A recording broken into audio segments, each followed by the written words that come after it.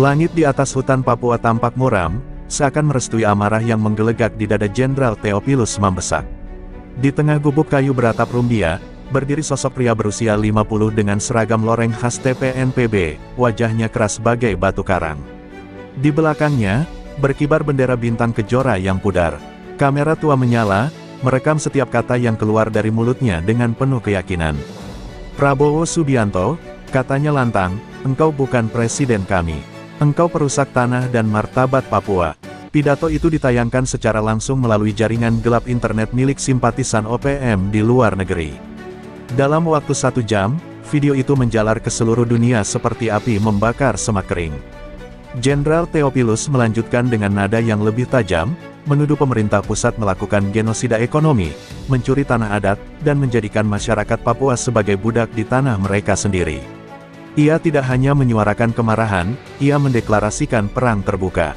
Di akhir pidatonya, ia mengangkat senapan AK-47 tinggi ke udara, dan menembakkan 3 peluru ke langit, sebagai simbol perlawanan. Reaksi dari Jakarta tak tertunda. Di Istana Negara, Presiden Prabowo menatap layar laptop dengan rahang mengeras. Matanya tak berkedip, menyaksikan hinaan demi hinaan yang ditujukan padanya. Ruang rapat mendadak sunyi, hanya terdengar suara kipas angin berputar perlahan. "Ini deklarasi perang," ucap Prabowo pelan tapi penuh tekanan. "Saya ingin OPM lenyap. Bukan besok, sekarang." Sekretaris Militer segera menghubungi Panglima TNI dan Kapolri. Operasi rahasia mulai dirancang, bukan sekadar penindakan, tapi pemusnahan total. Sementara itu, di markas besar TPNPB yang tersembunyi di balik kabut pegunungan, Jenderal Theophilus duduk termenung setelah pidatonya usai. Ia tahu apa yang akan datang. Ia tahu pidato itu akan menjadi sumbu perang. Tapi dalam hatinya, tidak ada ketakutan. Ia telah bersumpah sejak anak-anaknya dibunuh dalam operasi militer 10 tahun lalu, bahwa ia akan mengangkat senjata sampai Papua merdeka atau tubuhnya tergeletak penuh peluru di hutan ini. Di seluruh penjuru Papua, kelompok-kelompok bersenjata yang sebelumnya terpecah mulai bangkit. Seruan sang jenderal membakar semangat lama yang hampir padam. Di Lani Jaya, Yahukimo, Intan Jaya, dan Pegunungan Bintang, para komandan kecil OPM mengangkat senjata dan mengirimkan satu kode ke markas pusat, "Kami siap." Seolah-olah seluruh Papua menahan napas, menunggu bentrokan yang akan datang seperti badai menabrak karang. Dan dari balik hening malam, suara radio tentara Indonesia mulai sibuk dengan perintah dan koordinat. Operasi skala nasional mulai digerakkan. Perang belum terjadi, tapi derap sepatu pasukan sudah menggema dari barat. Di timur, sang jenderal menunggu. Dengan senapan di tangan, dan dendam di dada. Langit Jakarta tampak mendung ketika Presiden Prabowo memasuki ruang intelijen negara yang tersembunyi di bawah kompleks istana. Aroma kopi hitam dan ketegangan memenuhi udara. Di hadapannya duduk Panglima TNI Jenderal Agus Setiawan dan Kapolri Jenderal Polisi Wahyu Santosa. Tayangan ulang pidato Theophilus Mambesak diputar di layar besar. Setiap kata dari sang jenderal seperti paku yang menghujam harga diri negara. "Ini bukan lagi pemberontakan biasa," ucap Prabowo tegas, suaranya berat. "Ini penghinaan terhadap bangsa, dan saya tidak akan membiarkannya hidup sehari lebih lama." Panglima TNI mengangguk. "Kami telah siapkan rencana gabungan, Pak.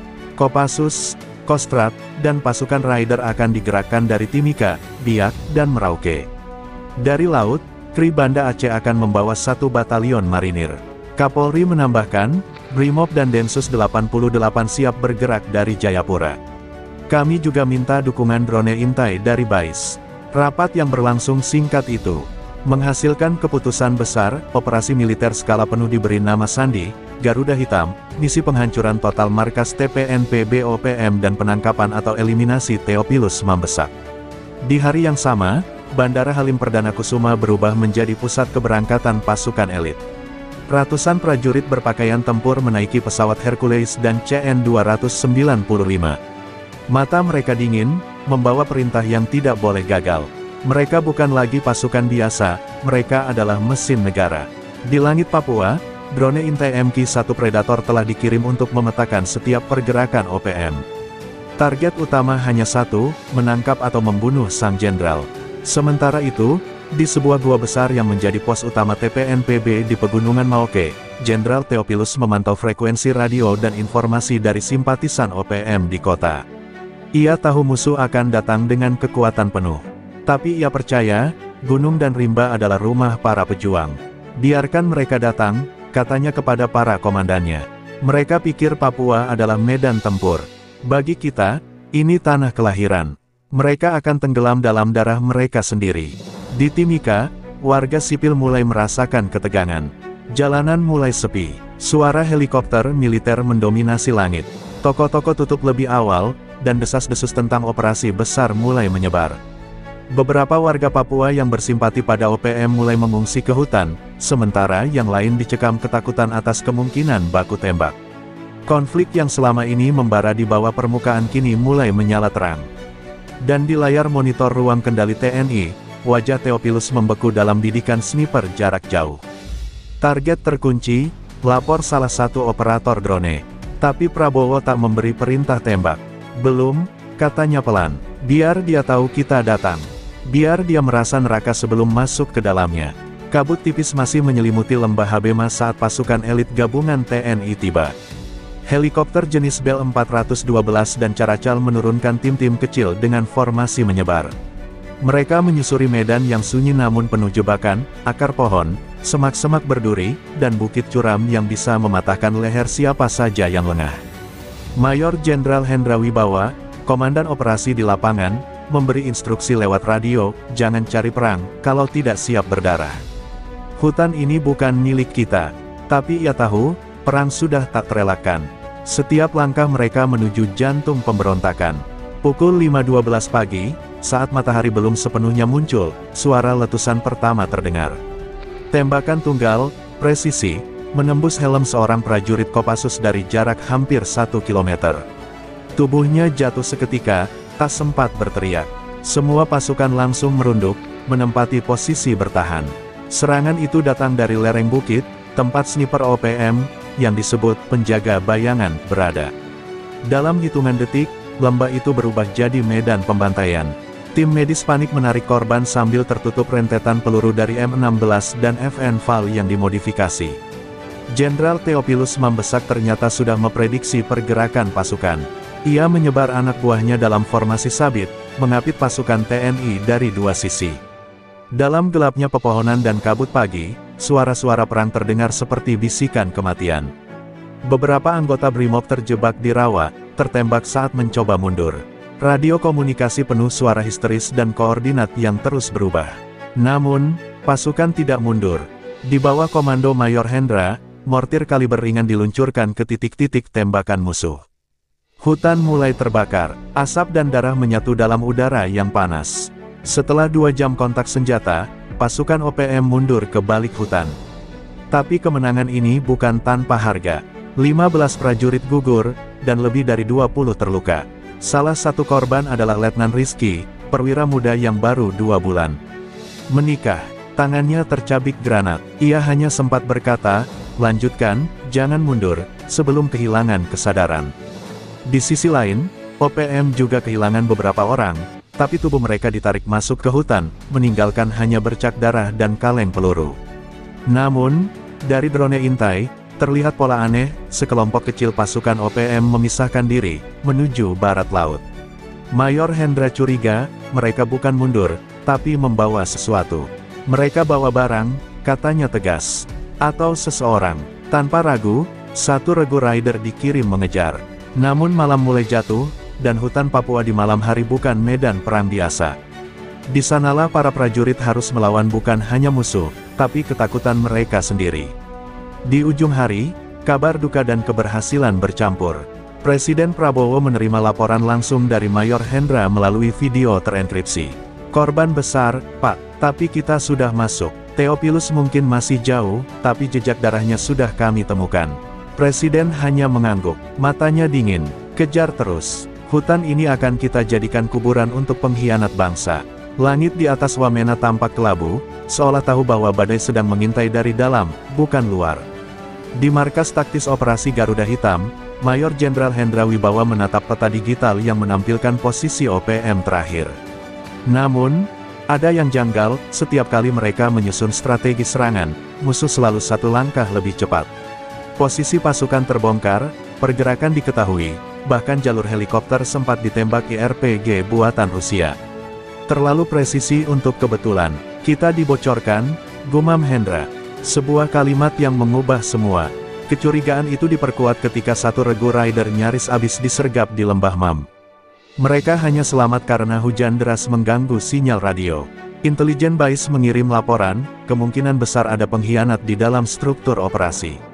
Segera, Hendra memanggil Kolonel Arif dari Sandi Yuda, unit pengamanan khusus. Pemeriksaan dimulai malam itu. Tidak ada yang tidur, tidak ada yang percaya siapapun.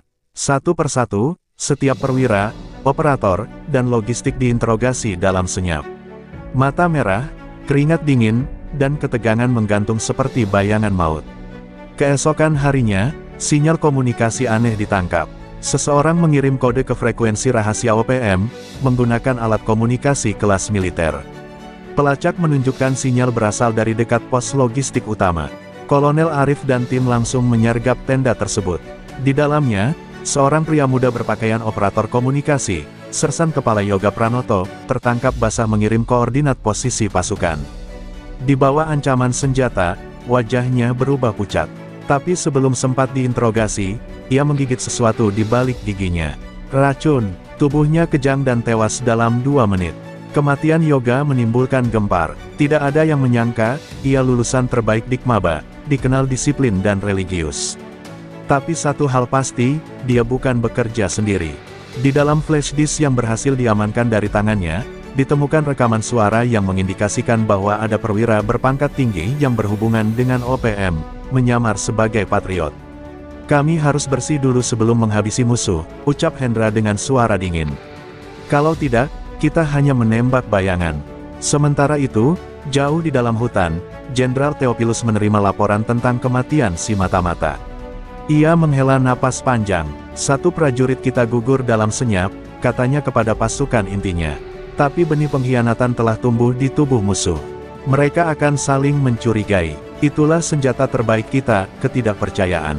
Ia tertawa kecil, dan kembali menyusun strategi untuk menyusup ke kota kecil terdekat, bukan untuk menyerang, tapi menculik tokoh penting. Dan di Jakarta, Presiden Prabowo menerima laporan dengan raut wajah mengeras. Bersihkan internal, ucapnya pada Panglima TNI. Kita tak akan bisa menang kalau tubuh kita sendiri bernanah. Setelah itu, kita lanjutkan operasi besar-besaran.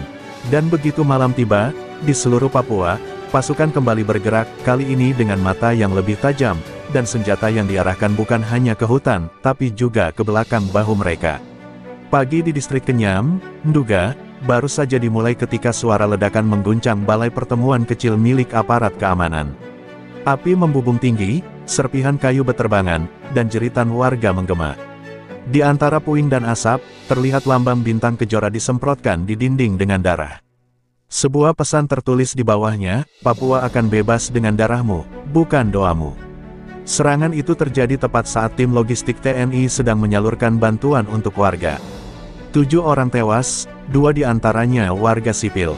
Hanya berselang 2 jam, di Ilaga, pos polisi diserang oleh sekelompok bersenjata dengan senjata otomatis dan granat. Tembakan terjadi selama 30 menit, dan 1 anggota BRIMOB gugur.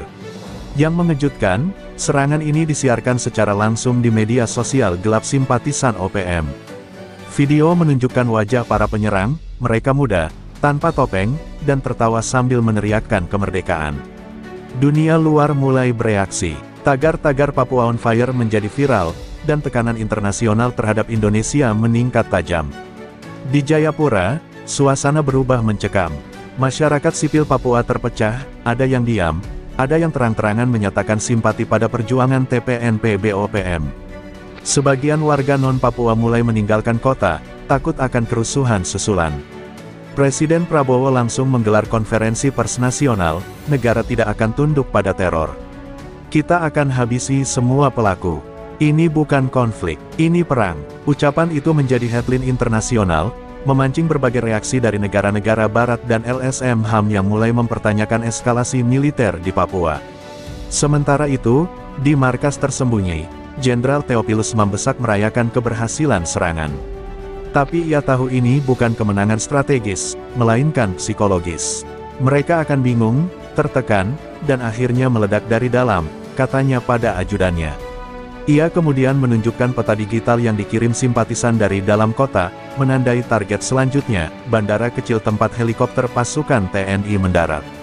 Kita tak lagi berperang di hutan, katanya, kita serang jantungnya. Namun, malam itu, keberhasilan OPM dibalas dengan operasi mendadak di distrik Mapenduma. Pasukan Kopassus berhasil menyergap dan menewaskan 9 anggota OPM dalam serangan kilat berdurasi 12 menit. Mayat mereka ditemukan dengan peluru bersarang di kepala. Pesan dikirimkan ke Theophilus, kami dengar teriakmu. Sekarang dengar balasannya. Pembalasan ini menandakan bahwa perang tak lagi satu arah. Kini kedua belah pihak terjebak dalam siklus teror yang saling menunggu kesempatan untuk saling mengoyak. Dan di tengah hutan Papua yang hening, Theophilus berdiri di atas bukit, menatap api di kejauhan dari markas kecil TNI yang mereka bakar. Prabowo akan menyesal menginjak tanah ini, bisiknya. Karena disinilah negara akan merasakan arti kehilangan. Hujan deras mengguyur pegunungan Maoke ketika puluhan helikopter TNI mulai membentuk formasi di langit. Di bawah sana, lembah-lembah gelap dan dingin menyembunyikan markas pusat OPM yang telah lama dicari. Melalui hasil pengintaian drone dan penyadapan frekuensi radio, posisi markas Theophilus Mambesak akhirnya dipastikan. Sebuah sistem gua alam yang terletak di perut gunung batu, hanya bisa diakses melalui celah sempit yang tersembunyi oleh vegetasi lebat. Ini adalah benteng terakhir, dan paling berbahaya. Operasi dimulai pukul 3 dini hari. Dalam senyap mutlak, pasukan Kopassus, Raider, dan Denjaka menyusup melalui 3 titik berbeda. Dari udara, Hercules C-130 menjatuhkan flare untuk mengalihkan perhatian. Sementara itu, dari lereng sebelah timur, tim penembak runduk mengambil posisi, membidik titik-titik penjagaan OPM. Namun Theophilus sudah mempersiapkan segalanya. Seluruh perimeter markas dipasangi ranjau, dan perangkap kayu tradisional ala suku Dani, tapi dengan tambahan sentuhan modern, peledak rakitan yang mematikan. Kontak senjata pertama terjadi di jalur barat saat tim Raider terjebak dalam serangan mendadak. Rentetan peluru dari AK-47 menghujani lorong sempit. 1 prajurit gugur, 2 terluka. Tapi mereka terus maju, melempar granat asap dan menyusup ke dalam gua. Suasana menjadi gelap, pengap, dan suara tembakan bergema di antara dinding batu. Beberapa prajurit sempat mengalami disorientasi. Di tengah kekacauan itu, seorang sniper OPM menembak mati komandan tim Charlie, Letkol Wira, tepat di kepala. Teruskan, jangan berhenti, katanya sebelum tubuhnya jatuh ke lantai batu yang dingin. Dari sisi selatan, pasukan Denjaka berhasil masuk melalui terowongan air, menyerang dari dalam dan membuat pasukan OPM panik. Beberapa anggota OPM menyerah, namun sebagian besar bertarung sampai titik darah penghabisan. Theophilus sendiri tidak ditemukan. Di ruang utama markas, mereka hanya menemukan peta besar bertandakan titik merah di 5 kota besar Papua, Wamena, Timika, Nabire, Manokwari, dan Jayapura. Rencana besar sedang disusun. Serangan Maoke hanyalah awal. Mayat berserakan di lorong gua. Api menyala di dalam tanah. Asap dan bau mesiu memenuhi udara. Tim evakuasi TNI menarik puluhan jenazah OPM dan prajurit sendiri keluar dari gua. Meski markas berhasil direbut, ada rasa getir dalam kemenangan itu. Theophilus lolos, dan kini mereka tahu, rencana pemberontakan jauh lebih besar dari yang mereka bayangkan. Ini bukan perang gerilya biasa. Ini revolusi berdarah. Di Jakarta, Presiden Prabowo menerima laporan dengan ekspresi beku. Kita telah buka gerbang neraka, katanya pelan. Tapi belum temukan rajanya, berarti kita belum menang. Dan malam itu, di ruang operasi, muncul satu pesan baru yang berhasil didekripsi dari komunikasi OPM, langkah selanjutnya, Jayapura. Bakar pusatnya, tunjukkan bahwa Papua tidak tunduk. Jayapura dalam keadaan siaga 1. Ribuan pasukan dikerahkan, jalanan disterilkan, dan semua akses masuk kota diperketat. Informasi intelijen terakhir menyebutkan bahwa Theophilus Mambesak akan muncul di pusat kota, dalam aksi terbuka yang belum pernah dilakukan sebelumnya. Ini bukan lagi perang sembunyi-sembunyi, ini tantangan langsung pada simbol kekuasaan negara.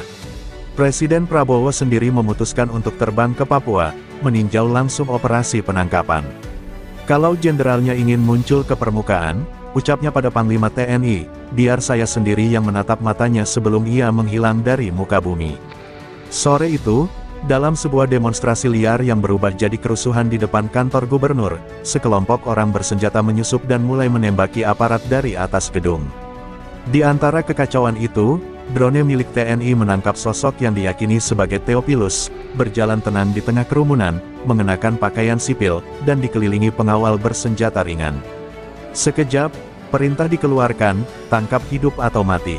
Helikopter Bell 412 meluncur dari atas bukit, pasukan khusus diterjunkan tepat di tengah kota yang kini berubah jadi ladang pertempuran. Pertempuran terjadi cepat dan brutal. Tembakan bersahutan, granat dilemparkan ke arah jalan utama, dan asap mengepul dari mobil yang dibakar. Theophilus berusaha melarikan diri melalui lorong sempit menuju pelabuhan kecil di Teluk Yos Sudarso. Tapi ia tak tahu bahwa jalur itu sudah ditutup oleh satuan Denjaka yang menyamar. Dalam penyergapan mendadak, 2 pengawalnya tewas di tempat. Ia sendiri tertembak di kaki, jatuh dan tertangkap.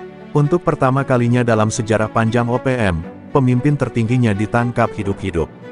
Theophilus dibawa ke lapangan terbuka, darah mengalir dari betisnya.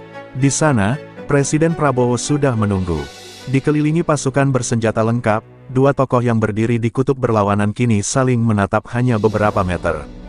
"Kau pikir ini tentang Papua?" ucap Prabowo pelan. "Ini tentang kekuasaan," jawab Theophilus, wajahnya tetap tenang meski tubuhnya gemetar. "Dan sejarah akan mencatat siapa pembunuh, dan siapa pejuang." Prabowo mendekat, menatap matanya, lalu berbisik, "Sejarah ditulis oleh yang menang.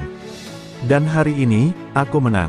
Namun belum sempat dibawa naik ke helikopter, ledakan terjadi di ujung dermaga. Pasukan OPM yang tersisa, dalam aksi nekat, mencoba menyerbu untuk menyelamatkan Theophilus. Serangan itu gagal, namun menewaskan beberapa prajurit dan warga sipil.